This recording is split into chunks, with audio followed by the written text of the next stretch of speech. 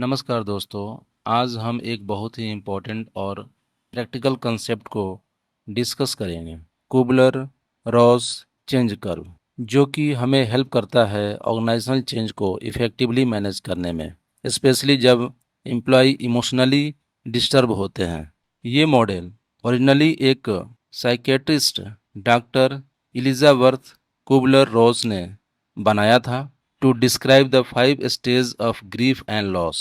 लेकिन आज के मॉडर्न वर्कप्लेस में इस मॉडल को हम अप्लाई करते हैं चेंज मैनेजमेंट में, जैसा कि कंपनी रीस्ट्रक्चरिंग, डाउनसाइजिंग, रीलोकेशन या कोविड-19 जैसे एक्सटर्नल डिसरप्शन में।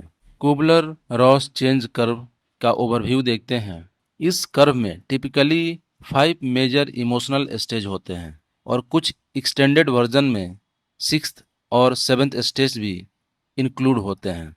So let's understand each stage one by one with example from the industrial और कंस्ट्रक्शन सेक्टर। तो इसका जो पहला है वो है आपका शॉक और डिनायल, यानी कि चकित होना, इनकार करना। जब किसी को सडन चेंज के बारे में पता चलता है, जैसा कि प्लांट बंद होने वाला है, मर्जर हो रहा है, लोकेशन ट्रांसफर या रिडंडेंसी, तो उनका फर्स्ट रिएक्शन होता है शॉक या डिनायल। ये कैसे हो सकता है, ये मेरे साथ नहीं हो सकता है, ऐसा लोग बोलते हैं।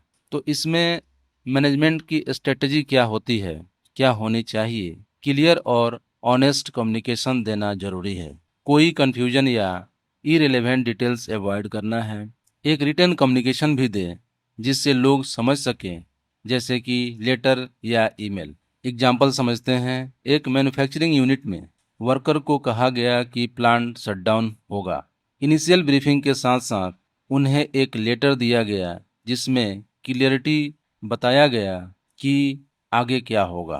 तो इससे क्या होगा, उनकी क्लियरिटी मिल गई। सेकंड है एंगर या फ्रस्ट्रेशन, जिसमें आदमी को गुस्सा आता है, झुंझलाहट होती है। जब एम्प्लॉय रियलाइज करते हैं कि चेंज इनएविटेबल है, यानी कि उसको टाला नहीं जा सकता है, तब उनका रिएक्शन होता है गुस्सा मैनेजमेंट पे, गुस्सा सिस्टम पे, खुद पे भी गिल्ट फील करते हैं।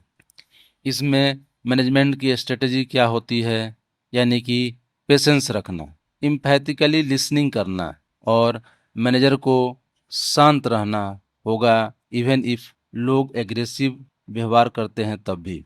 ये स्टेज आप देखेंगे नेचुरल है। लोग डर जाते हैं कि उनकी उनकी सैलरी, उनकी मॉर्टगेज, फैमिली सिक्योरिटी का क्या होगा।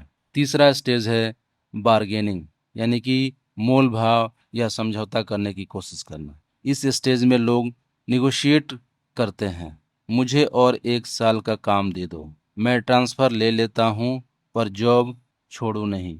मैनेजमेंट स्ट्रेटजी इसमें क्या है कि उनका सजेशन सुनिए, फ्लेक्सिबिलिटी दिखाइए, लेकिन ऑर्गेनाइजेशन का स्टैंड क्लियर रखें। फोर्थ है डिप्रेशन, यानी कि लोगों में उदासी या हताशा आ जाता है।